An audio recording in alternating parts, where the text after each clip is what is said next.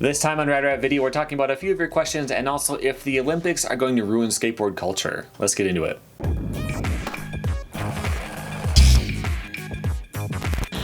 Welcome back to Rad Video, a channel where you can learn new things about skateboarding. I answer your questions here on the channel. I play weird skateboarding games. I do reviews of stuff, all kinds of skateboarding content as often as I can make it. This time we are answering your questions on my series Ask Rad Rat. So I got a few of them for you today.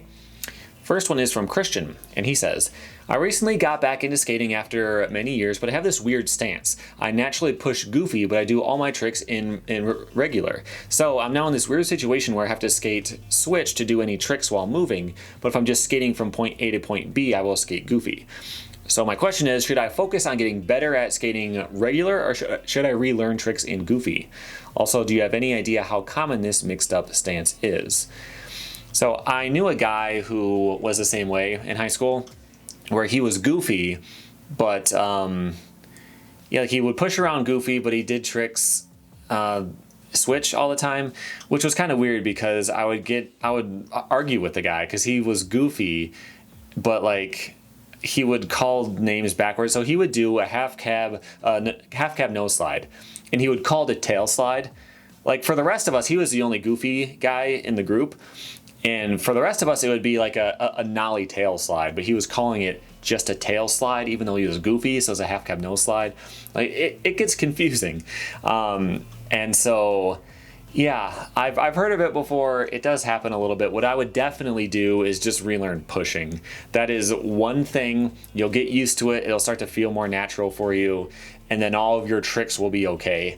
Learning tricks in the way that they feel good is much more important than being able to push around as comfortably right now. Because you can get past that and eventually you'll be fine. And the good news is once you start actually doing switch stuff on purpose, actually trying to learn how to skate switch to expand your lines and all that kind of stuff, then you'll have the pushing down already. Like learning how to push switch feels a little bit weird, just learning to carve around and turn and everything and switch does feel weird, but learning how to do every single trick the wrong way will be a lot harder. So you'll be fine. I think you're in a good spot because you have, a little head start in both. So once you get into switch, it's going to make it a lot easier. So don't feel too bad about that. I think that's going to be a good thing in the long run. But for now, I would focus on relearning pushing. All right, the next question is from Emiliano, who says, why are kickflip back 50-50s easier, even though front 50-50s are easier, and kickflipping onto something is easier frontside? That is kind of a weird thing. So if you are just going to do a 50-50, frontside is easier because you can see what you're doing, right? And if you kickflip up something, it's easier to see what you're doing as well. So why is it that you can't kickflip frontside 50-50 as easily as backside? And for me, it's all about that little spin you've got to do. So when you approach for a frontside of any grind, I guess, when you approach frontside, you're at, a 10-degree angle or something, right? And so you have to spin a little bit in the air to land straight, at least with a 50-50. So to do a kickflip frontside 50-50, you kind of have to do like a little bit of a frontside flip and land on the coping. If you're going to kickflip up, you can just go straight and just keep that same 10 degrees or whatever angle as you land on it. But to kickflip up onto a 50-50, you have to spin a little bit. And that is a lot harder. In frontside than backside. So in backside, that was the first grind I ever did, was a kickflip 5-0 actually, just by pure chance. It was mostly wind, but and the thing is, like, you can approach it at an angle and use the flick to kind of spin the board around. So there was a time when I could do kickflip backside tail slides, and I can't really prove it to you because this is the only one I have filmed, which was not really a slide. But in theory, you can imagine what it'd be like if I could do it. And to me, like, I didn't like scoop the board and spin it at all. I would move my shoulders, and then as I popped, I would just flick forward and push the board into a spin. And you can do that backside. That's why kickflipping into backside stuff is usually a lot easier. 5-0s, kickflip 5-0s, kickflip backside tails, kickflip back lips, smiths, all that stuff. You can spin a little bit with the flick. Frontside, you can't really flick and pull at the same time and make it go a little bit frontside. You might be able to, but that's a lot harder. So that's probably why That's just one of those little quirks in skateboarding where you've just got to learn all these little things, all these little tricks to make things easier. So that's what I think about that. Next question is from Garrett, who asks, what are your thoughts on skate culture? I watch videos about skateboarding, and I often see people jokingly say stuff about Mongo and mall grabs, but it must be partly not a joke. I haven't really experienced it myself, but from watching videos about how people are in the skateboarding world, they sound really judgmental. From how you push and hold your board to wearing helmets. Like, why do so many people who skateboard seem to care about it, about how others do it? Why do they all seem so uptight about people who don't abide by the culture? Yeah, this is kind of a weird thing with skateboarding because like we all talk about how it's art and how you can do your own thing and you can be your own person and you can have your own style, except you can't do this trick or this trick or this trick. You can't look this way. You can't dress like this. You can't wear this brand of shoes. You can't, like, all this kind of stuff. And it is such a weird exclusionary thing considering what skateboarding is like and the whole point of skateboarding, to go out and like express art in the world. So it is kind of a weird thing. Like I read Josh Callis, he has a Chrome Ball incident article they did on him, and they were talking to him, and he was talking about well, the first thing he was talking about, which I thought was actually kind of cool, was how back in the day he was really against skate park, like filming in skate parks and getting footage there.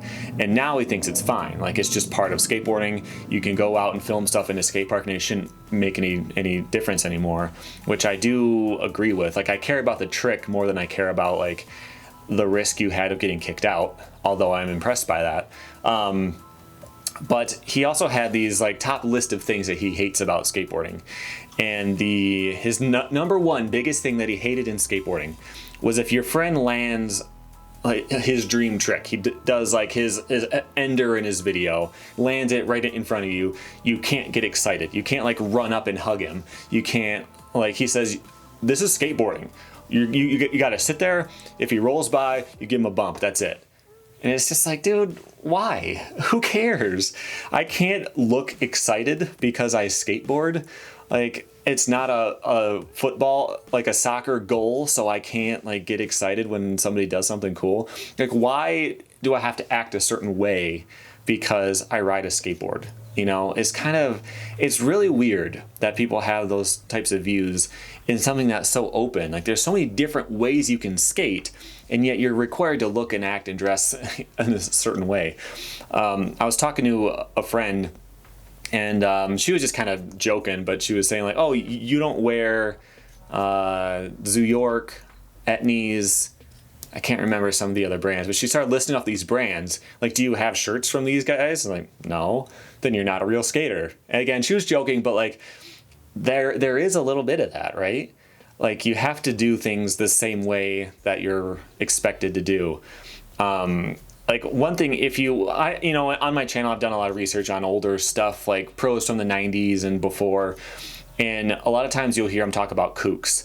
You know, it's just like that one weird guy, you'll be okay as long as you're not a kook. They always say that. I've seen that word in skateboarding a million times and never outside of it.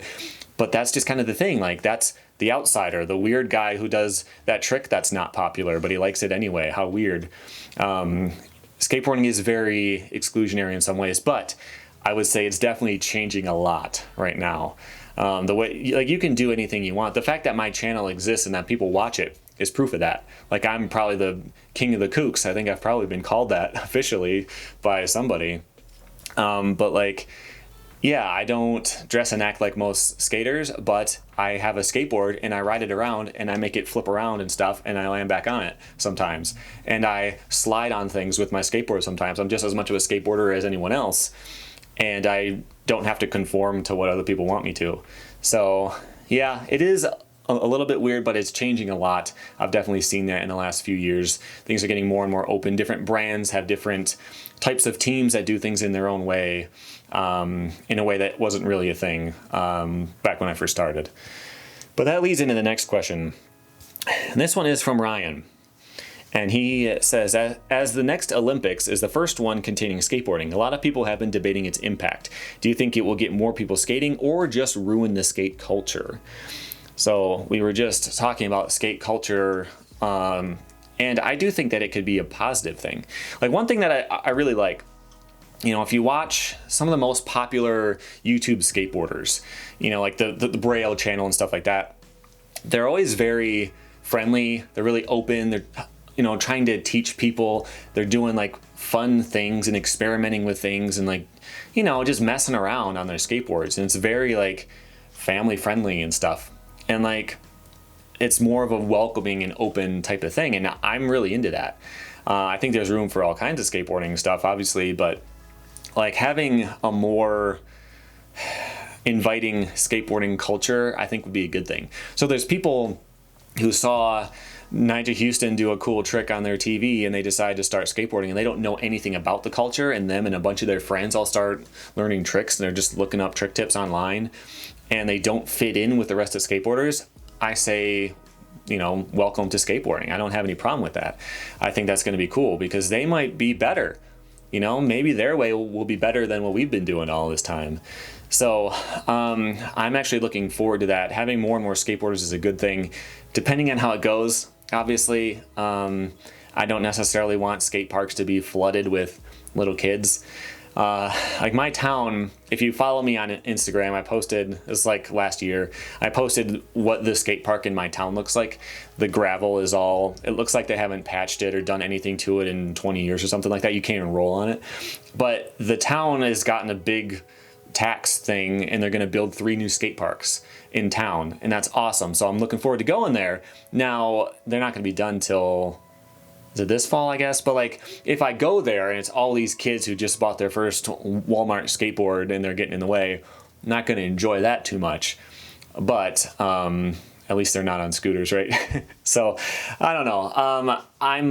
I don't have a problem with this. I think it could be a positive thing. I think it could be a good thing for skateboarding in the long run to get more voices, more opinions, more styles in here, and the best stuff will rise to the top. So I don't think the Olympics is going to ruin skateboarding from that perspective.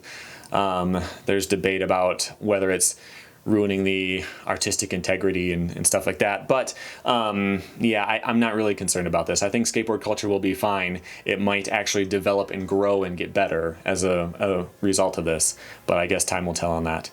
So that's all I had for this time. If you want to submit questions, you can go to radratvideo.com and fill out a form right there on the homepage. You can also submit it on my Patreon, which you will be first in line. I will at least answer your question. It might just be in text only if it doesn't work well for a video, but you'll get your question answered for sure on there if that's what you want to do. If not, make sure you tap my logo on screen to subscribe, and there's a few more videos recommended by YouTube that you can check out as well. Thank you for watching.